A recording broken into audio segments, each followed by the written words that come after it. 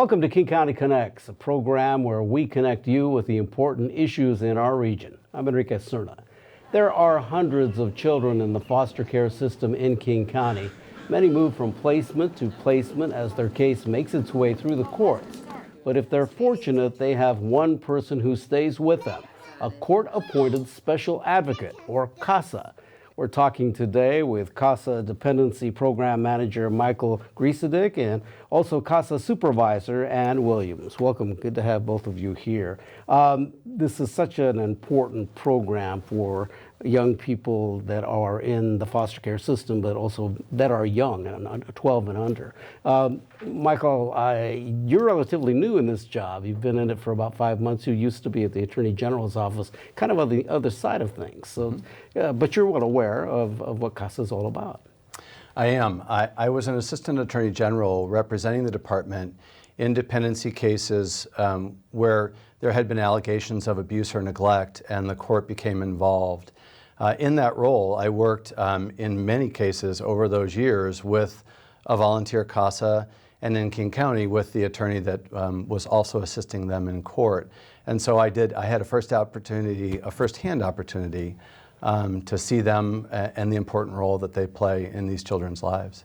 How important, Ann, is this role of CASA, and particularly for those that are willing to volunteer their time to be an advocate on behalf of the young child? Well, I feel that it's a very important role, and I think that those folks that do it are committed and valuable resource for us to be able to utilize, because the thing is that when kids are involved with the court system, they need a special advocate to speak for them at the court.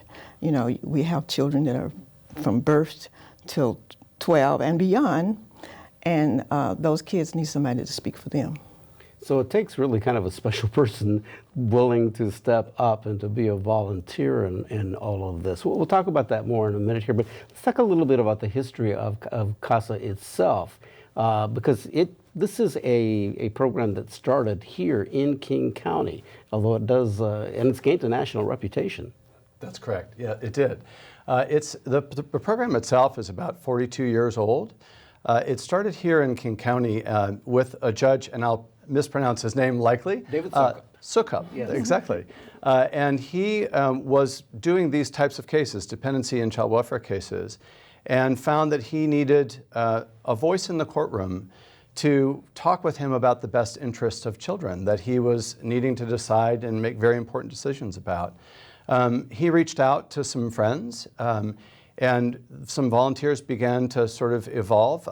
Social workers became involved with the program. And since that time, it has grown. I believe it's in all 50 states at this point. It is a national program whose headquarters are here in King County. So it really has its roots here and has been able to branch out. Tell me about the number of children we're talking about that are in being helped by CASA and the volunteers. Well, as you noted, the children here in King County, 12 and above, are appointed attorneys to help them in these cases. The best interest advocates are appointed. The CASA is appointed for all cases where children are under the age of 12. So in King County currently, there are, I would say, about 1,300 children who have been appointed CASA. We have about 300, just over 300 volunteers who appear on behalf of about 600 of those, about 800 of those children. I apologize. So that leaves about 600 kids who still need a volunteer to be in court with them and appear on their behalf. When I introduced you, I said that you were the Dependency Program Manager, I believe. What is dependency? Explain that. Yes, a dependency, it's a legal action that's brought before the court when there's an allegation that a child has been abused or neglected, or in some cases abandoned by a parent. And the dependency process, if that legal action goes forward and a child is found dependent, the whole purpose of that action is to return and reunite the family. And so the dependency court essentially oversees the services and the other things that are provided to the family to try and address problems that have led to the abuse or the neglect and reunite families. And the CASA's role in that is to really look at what's in the best interests of children with regard to where they might be placed during the time that they can't safely be with their parent, any particular services they might need as a result perhaps of abuse and neglect, and other decisions like that. The CASA's really, that's their role in the proceeding. Tell me, as CASA supervisor, your role, and also what kind of training that needs to happen for those that are willing to volunteer to take on this big job. Yeah, it's a big job, but any American could do it. It's just a matter of somebody who have the heart and the time and the flexibility to want to do it, because we have CASAs who are homemakers, we have teachers, lawyers even, television personalities. We have all kinds of people who are CASAs, and I would never tell somebody that they couldn't do it. It's just a matter of, are you flexible enough, and are you willing to take on working with a child? And it depends upon how much time you want to. Some people, they work as if it's a full-time job. They have lots of children that they're working with, and they do a wonderful job. And some will choose to have one child that they'll work with. So it's very important work. Tell me about the preparation to take on this role. The preparation is, we start them off by, well, first of all, we do a fairly intensive interview. You know, we do background check. We do background checks, and by the time we do the background check, and of course, we want to make sure that a person doesn't have a criminal record. So we do reference checks as well, and then we have an intensive interview where we ask them lots of personal questions. The first time I sat in on one of those interviews, I was like, really? Interrogation almost. Because you want to know, and it's still trying to figure out, is this a good match for you? Can you give me an idea of what is asked? Like for example, have you been involved with abuse and neglect? Have there been any issues for you in terms of your parents and your family, or dependency? So we want to know all those kinds of things. Have you had any really shocking things that have happened in your life in the last 2 years? We want to know as much as possible.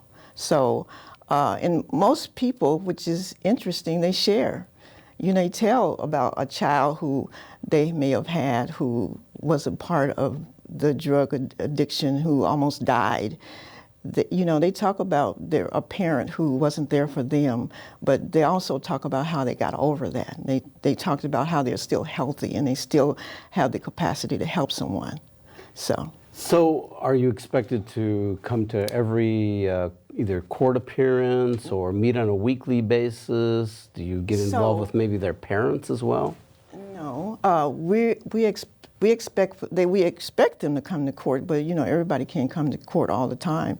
So they have to provide a report, and if there is a report, then the lawyer or the CASA supervisor can share the information in court. But the information is very important. But we do like and prefer that they come whenever they can.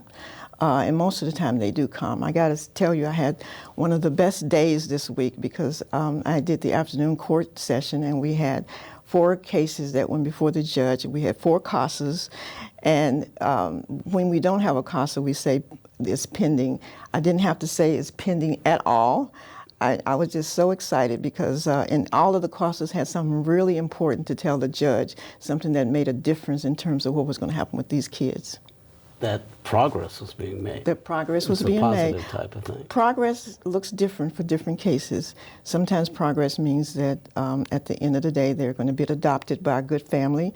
Progress was also made when the parents are doing all the things that they need to do, and it looks like the child is going to return home. So progress can be different, but it's still progress. And working with the parent, that's part of the responsibility as well. I think it's part of the CASA's investigation and their report to the court. One of the things that a CASA is responsible for reporting on, because it affects the decisions and the recommendations that they might make for the court is to look into how the parent's doing. Are they making progress in the services that have been provided to them? I think it's important for them, the CASA, to also look and ensure that the department is providing the services that the parents require and are ordered to participate in. So I think the CASA has a real role in engaging with all of those parties. So where they're able to, they do meet with parents and want to hear about their situation, what they're doing, what their plans are, because all of that information, I think, really goes into them forming a recommendation for the court. And sometimes things don't work out, right? That's and right. They have to deal with that as well. That's right. I think that's right. And I think for all of the players and the stakeholders that work in this field, it's as you might imagine, a highly emotional field. It's a fundamental relationship that is very difficult.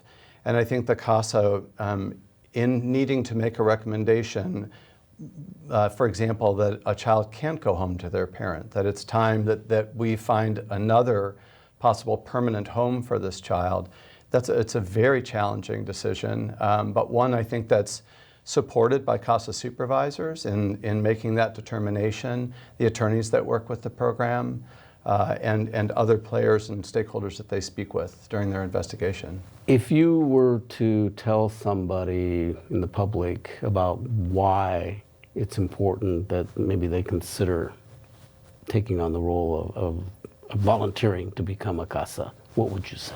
Well, I would say at that table, there is an attorney general, there's a social worker, and there's the parents' attorneys, and the parents sometimes. And the CASA work with all of them, and their goal, everybody's goal is to have the child return home. But sometimes it's not possible, and we need to know, we need an independent look at that. Everybody is interested in the child returning home, but they have other issues that they have to also think about. But the only thing that the CASA has to think about is what is in the best interest of that child. Where should this child be? So if you want to be involved with in a role in which you could really have an impact in a child's life, this is the program for you. Enrique, could I add to that? Sure. You know, you mentioned this in your introduction, and I think it's really a critical role that CASA can play in a case.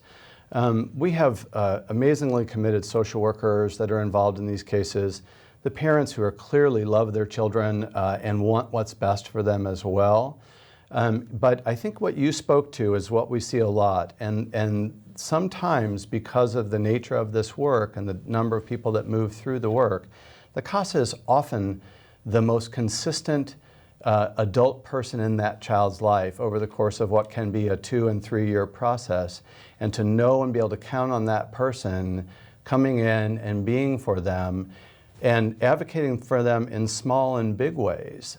We recently had an example that I really loved where a CASA was advocating for a Native American child who was going to go and be a part of a powwow, but didn't have the regalia that was necessary to be involved in that. And so that CASA went out and looked for grant funding and other funding that was available that allowed the children to go participate fully in this part of their culture and have an experience that they would not have otherwise had the CASA not intervened. And so I think there's those everyday sorts of things that the CASA is able to do, and then the larger service that they provide as well in helping move a case forward to either return to a parent or move a child on to a more permanent home. Yeah, and give them something, in this case, something culturally very important. Absolutely. Yeah. Well, let's talk about the numbers, because it seems like you obviously need more volunteers. That's one of the bigger issues that you have to deal with. And particularly you need volunteers, I think, in communities of color as well as elsewhere. What's the struggle there as far as recruiting, and what are you facing there in getting other people from to step up and do this work? Well, I look at it like it's just a matter of making sure that people know about the program, because I don't know if you were familiar with the CASA program. I'm learning a lot. But there's a lot of people that don't know about it. So it's a matter of meeting with the right people at the right time. Because sometimes I think CASA volunteers think about it for years sometimes. You'll see in the application process, they said, I thought about it 10 years ago, but now I'm ready to do it.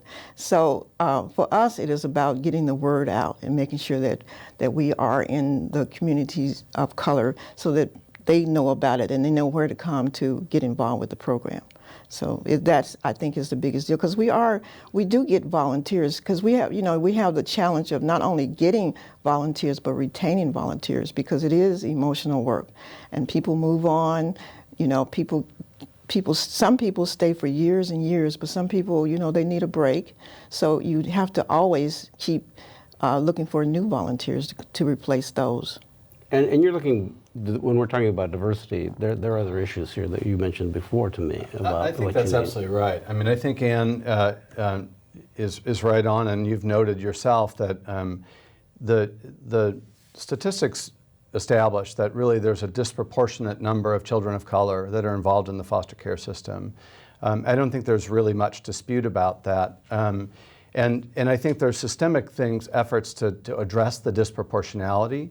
But we definitely, for those children that need a CASA, I think they're best served if they can be in court with somebody who looks like them, who comes perhaps from a background that they do culturally.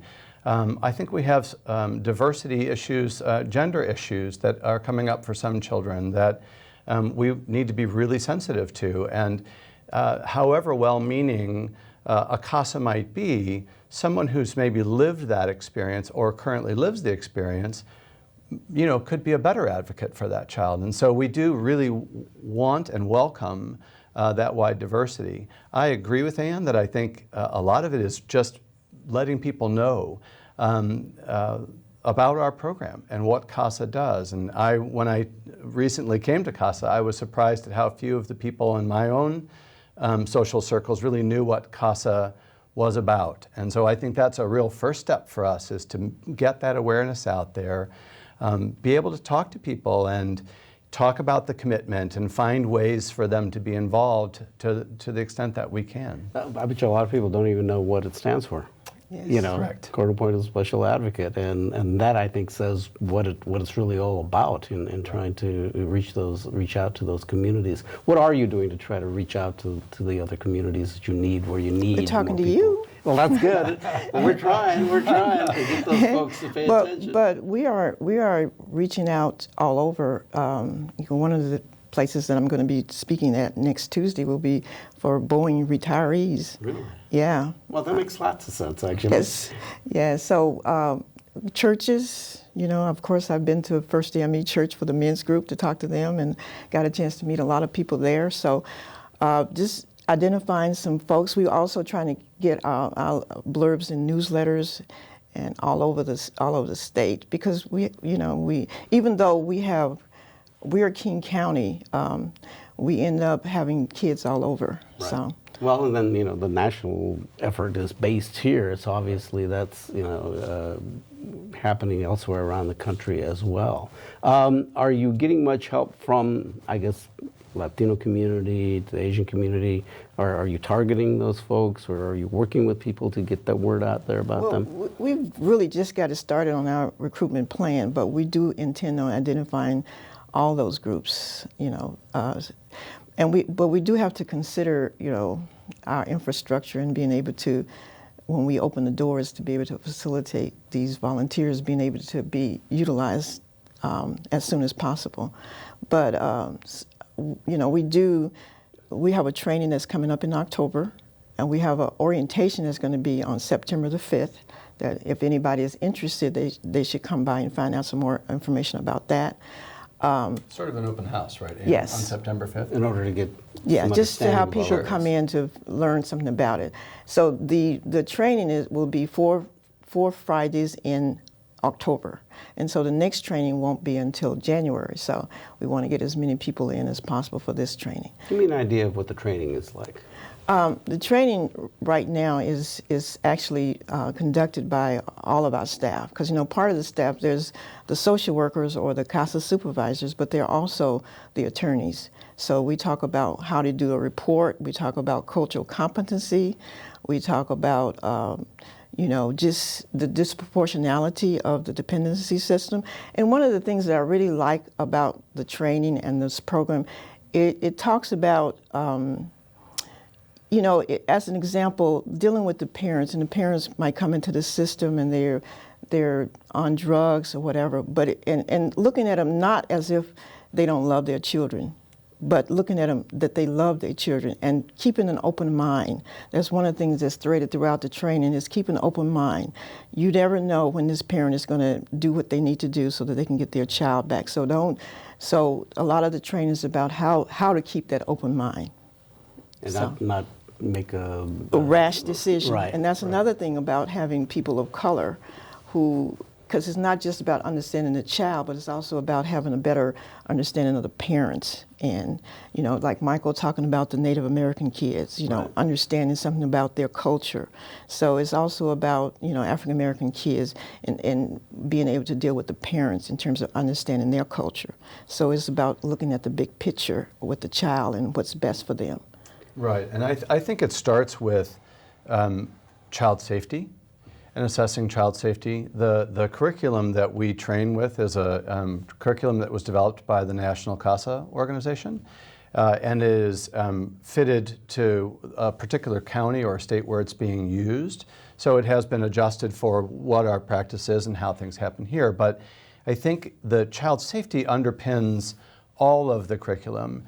But I think the assessment of that and this assessment of overall well-being does address exactly what Ann said, and that's ensuring that we are assisting volunteer CASAs in stepping back, in identifying and being aware of their own bias, and not judging about what should happen for a child based on that bias, but looking beyond that to say, well, maybe in this culture, this home might, what to me looks a bit more chaotic isn't really chaotic. It's pretty normal for this unique culture, maybe even the unique culture of this family.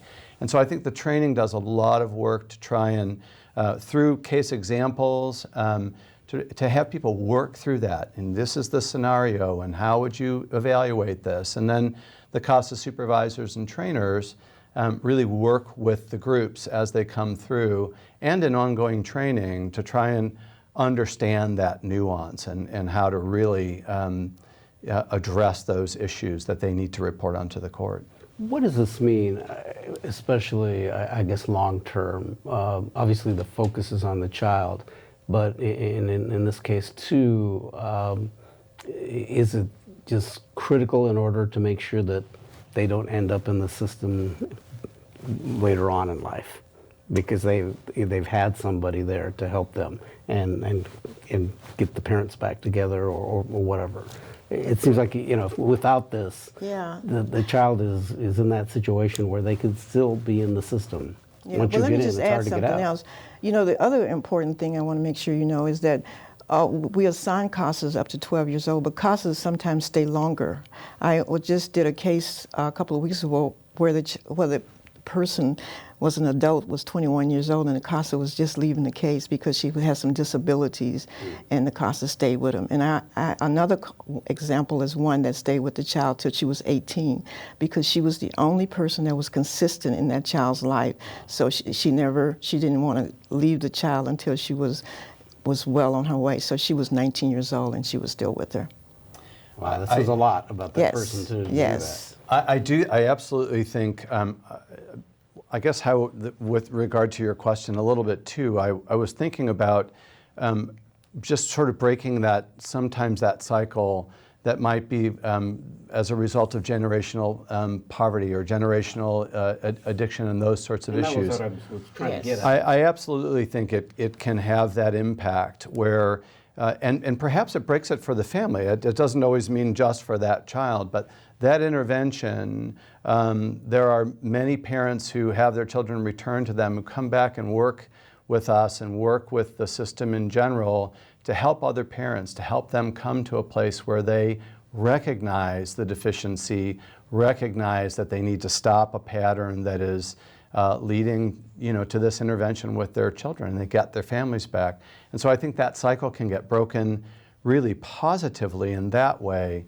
And then unfortunately, sometimes it's still for the child may be a good result because it ultimately breaks a cycle for them, and they get to go on to try and live the best life that they can live if we're not able to return them to their parent for some reason. But I do think there's that real impact in what can sometimes be a generational cycle. Right. I had asked this earlier of Ann, and I'm going to give you an opportunity to make your case here as we kind of close things out. And that, what would you say to someone out there about why they should become a volunteer for CASA? I think the only thing I would expand on for Ann, as I said at the beginning, my focus has primarily been for many years to represent the department and be in trials. And the number of CASAs that I saw, the devoted CASAs that I saw, and the stories about the impacts and the relationships they had with those children and the differences that they made, it's an extremely rewarding. It's certainly challenging, but I think extremely rewarding to be that CASA that's assisted a family in reunifying, or assisted in a child in moving on for the best life that they can. And so I think that's the real attraction. And you're working with committed people with an immense amount of integrity throughout the system and helping parents, but primarily really ensuring that these children get the help that they need. That must be satisfying for you. Very satisfying because, I shared with you the job that I had prior to coming to work for the CASA program. So in light of what you were just saying. Yeah, you used to work actually at Monroe before at the correctional complex. So anything that I can do to help kids from not going there is a good day. Yeah. Michael Griesedek and also Ann Williams, thank you very much for this enlightening and informative conversation about CASA, and I hope people really will step up and volunteer to become a special advocate for these young people. And thanks for joining us for this edition of King County Connects. Visit us online at kingcounty.gov/KCTV. I'm Enrique Cerna, and we'll see you next time.